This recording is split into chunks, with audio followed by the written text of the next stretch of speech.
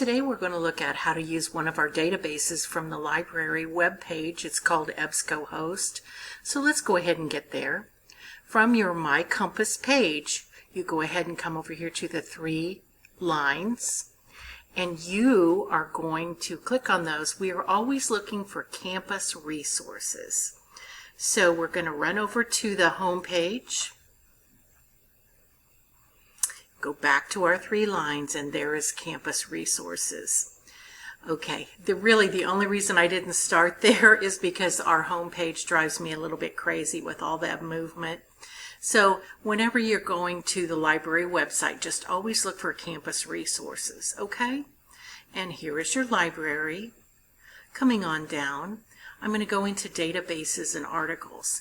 Now remember, databases are considered reputable sources, so that's why your instructor is asking you to use them, and they are going to make your life easier, and I'm going to show you why.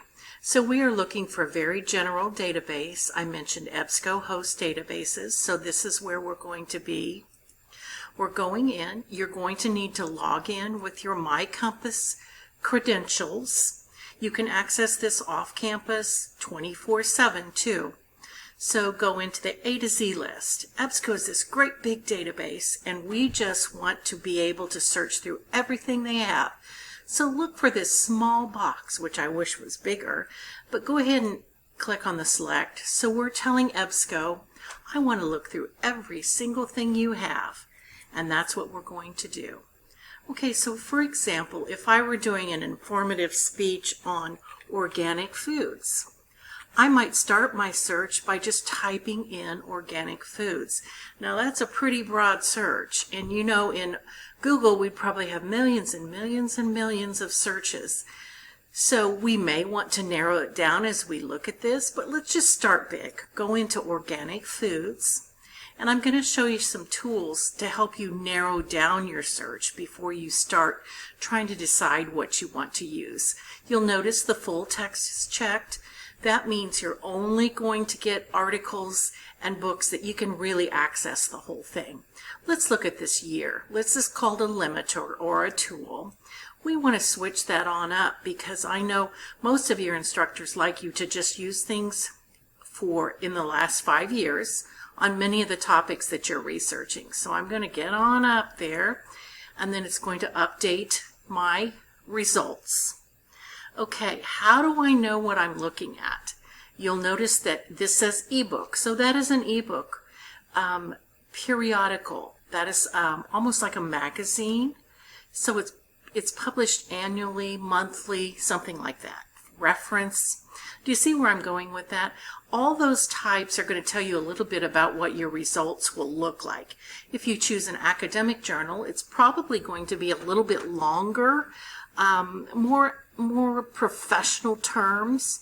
But let's go over here. Let's look at all of our results. I'm going to start with magazines because I'm going to do a speech on organic food, and I don't want to use a lot of terms that maybe my viewers wouldn't really know what I'm talking about.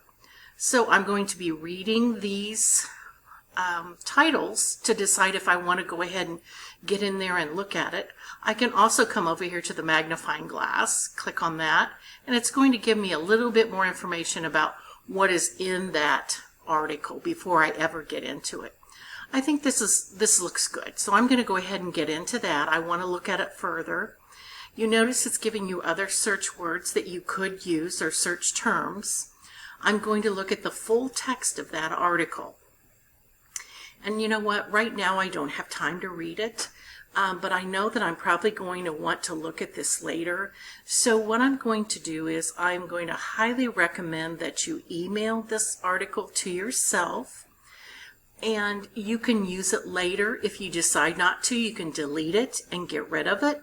But you come over here to the right. So we're looking at pictures, print. Here is the email.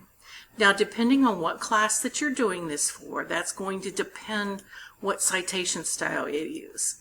For speech, you're going to be using APA. For English, you're going to be using MLA. For history, government, you're going to be using Chicago.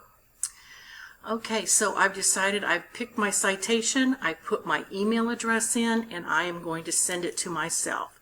Now I have a record of it. Sometimes when you go back to find your article, it can be very, very difficult. So don't let that happen to you or you'll be so disappointed. The other thing I want to point out is the URL address at the top of your screen is not the way to get back to this article. Do you see this linking? I'll call it paper clips. This is called a permalink. Right here is your permalink. If you wanted to cut and paste that and put it into a Word document, you would be able to get back to your article. Okay, so we have taken a look at EBSCO. We've looked at our results, and I got pretty good results by just putting in organic foods. But remember, by changing those search words, you're going to get different results. The best advice I can give you about research is be flexible. Don't give up. And if you aren't getting the results you want, please stop by the library in Geyer Hall. Use Ask a Librarian and we'll answer you just as quickly as we possibly can, usually within 5 or 10 minutes. So don't let yourself get frustrated because we want to help you and we have some good tools. These databases are wonderful for you to use. Thank you.